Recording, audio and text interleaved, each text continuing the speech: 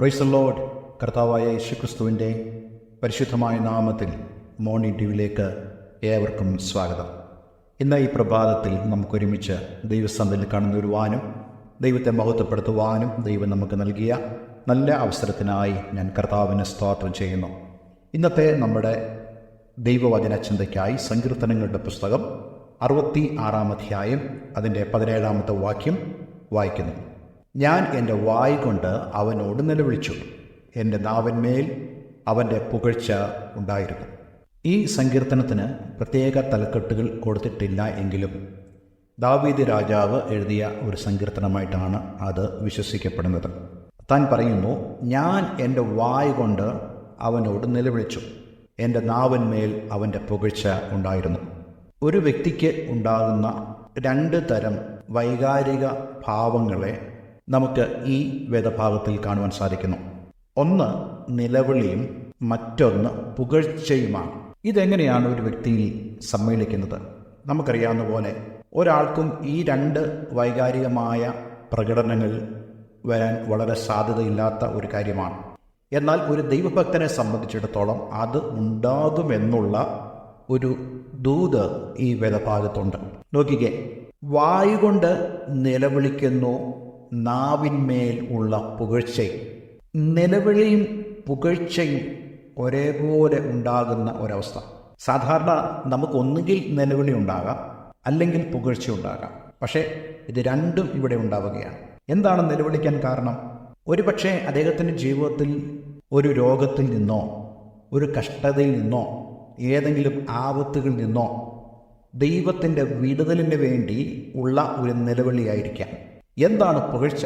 പുകഴ്ച എന്നുള്ളത് ദൈവത്തിൻ്റെ പരമാധികാരത്തെ മനസ്സിലാക്കിക്കൊണ്ട്, ദൈവം ആരാണെന്ന് മനസ്സിലാക്കിക്കൊണ്ട്, തൻ്റെ വിഷയങ്ങളിൽ ദൈവം പ്രവർത്തിക്കുവാൻ എത്രത്തോളം ശക്തനാണ് എന്ന് മനസ്സിലാക്കിക്കൊണ്ടാണ് പുകഴ്ച ഉണ്ടാകുന്നത്. ഇത് നമ്മുടെ ദൈവത്തിന് മാത്രം കഴിയുന്നൊരു കാര്യമാണ്.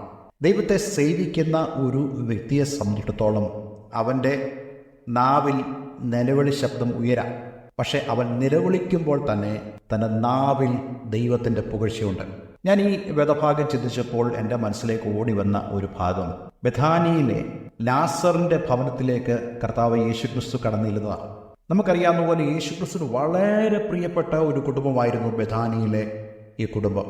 എന്നാൽ ആ ഭവനത്തിലെ സഹോദരിമാർക്ക് തങ്ങളുടെ സഹോദരനായ ലാസർ നഷ്ടപ്പെട്ടു പോയ സാഹചര്യം, മരിച്ചിട്ട് 4 ദിവസമായ സാഹചര്യം, നീ ഇവിടെ ഉണ്ടായിരുന്നെങ്കിൽ ഞങ്ങളുടെ സഹോദരൻ മരിക്കില്ലായിരുന്നു എന്ന് പരാതി പറയുന്ന ഈ സഹോദരന്മാരുടെ അടുക്കിലേക്ക് യേശു വന്നപ്പോൾ അവർ പറയുകയാണ്, കർത്താവേ, നാറ്റം വെച്ചിരിക്കുന്നു, അങ്ങോട്ട് പോകല്ലേ എന്ന് പറഞ്ഞ് വിലക്കുമ്പോൾ യേശു കണ്ണുനീരോടുകൂടെ അവിടെ ചെന്നിട്ട് യേശു പറയുകയാണ്, വിശ്വസിച്ചാൽ നിങ്ങൾ ദൈവത്തിൻ്റെ മഹത്വം കാണും. നോക്കിക്കേ, ഒരു ഭാഗത്ത് യേശു കണ്ണുനീർ വാർത്തു എന്നെഴുതിയിരിക്കുമ്പോൾ തന്നെ യേശു ദൈവത്തിൻ്റെ മഹത്വത്തെക്കുറിച്ച് സംസാരിക്കുകയാണ്.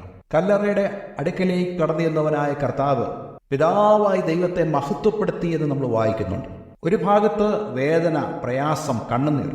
പക്ഷേ മറുഭാഗത്ത് അതോടൊപ്പം തന്നെ നമുക്ക് ദൈവത്തിൻ്റെ സ്തുതി യേശുവിൻ്റെ നാവിൽ വരുന്നതായിട്ട് കാണാൻ സാധിക്കുന്നു. എന്ന് മാത്രമല്ല, ഈ സഹോദരിമാരോട് യേശു പറയുന്നു, നിങ്ങൾ വിശ്വസിക്കണം, വിശ്വസിച്ചാൽ നിങ്ങൾ ദൈവത്തിൻ്റെ മഹത്വം കാണും. അതിൻ്റെ അർത്ഥം നിങ്ങളും ദൈവത്തെ സ്തുതിക്കണം. എരിഹോവിൻ്റെ മുമ്പിൽ ഇസ്രായേൽ ജനം കടന്നു വന്നപ്പോൾ ദൈവം പറയുന്ന അതേ കാര്യം തന്നെയാണ് ഇവിടെയും സംഭവിക്കുന്നത്. ദൈവം പറഞ്ഞു, നിങ്ങൾ സ്തുതിക്കണം. അതാണ് സ്തുതിയുടെ ശക്തി എന്ന് പറയുന്നത്. എല്ലാം നിങ്ങൾക്ക് പ്രതികൂലമായിരിക്കാം, പക്ഷേ നിങ്ങളുടെ ആരാധന കുറഞ്ഞു പോകരുത്, സ്തുതി കുറഞ്ഞു പോകരുത്. ഇന്ന് എന്നെ കേൾക്കുന്ന ആരെങ്കിലും ജീവിതത്തിൽ പ്രതിസന്ധിയിലൂടെയും പ്രയാസങ്ങളിലൂടെയും വേദനകളിലൂടെയും കടന്നു പോകുന്നുണ്ടാകാം. പക്ഷേ നിങ്ങളുടെ ദൈവം ആരാണെന്നറിഞ്ഞ് അവൻ്റെ പരമാധികാരത്തെ അംഗീകരിച്ചുകൊണ്ട് ദൈവത്തിനുള്ള സ്തുതി നിങ്ങളുടെ നാവിന്മേലുണ്ടെങ്കിൽ ഒരേ സമയം തന്നെ നിങ്ങളുടെ നാവിൽ നിലവിളി ഉണ്ടാകാം, പക്ഷേ നിങ്ങളുടെ അധരത്തിൽ അവൻ്റെ പുകഴ്ച ഉണ്ടെങ്കിൽ, ഇംഗ്ലീഷ് ബൈബിളിൽ കൊടുത്തിരിക്കുന്നത് എക്സോൾട്ടിങ് എന്നാണ്.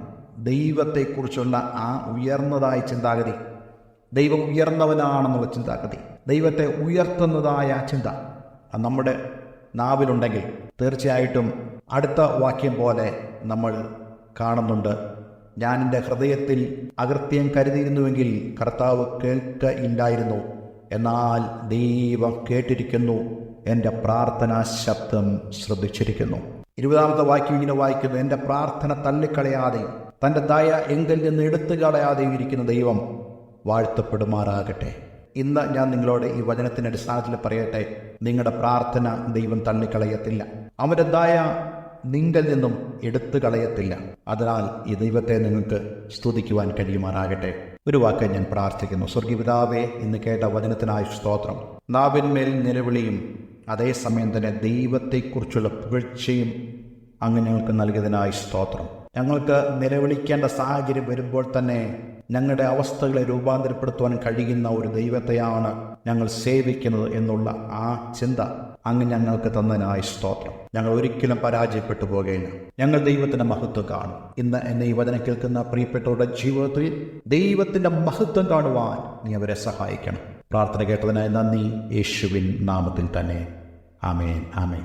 ഇന്നത്തെ വേദവചനം നിങ്ങളുടെ ജീവിതത്തിൽ അനുഗ്രഹപ്രദമായി തീർന്നു എന്ന് ഞാൻ വിശ്വസിക്കുന്നു. God bless you. Have A nice day.